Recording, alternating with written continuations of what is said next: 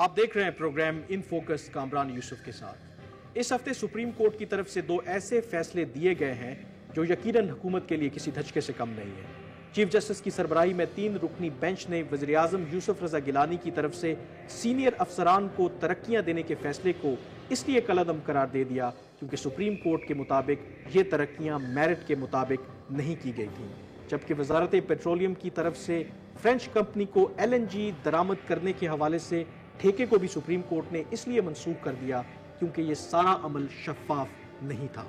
Merit اور transparency یقیناً اس کا گڈ گورننس سے بہت گہرا تعلق ہے، اور آج کے پروگرام میں ہم اسی موضوع پر بات کریں گے، لیکن اس چھوٹی سی بریک کے بعد ہمارے ساتھ رہیے۔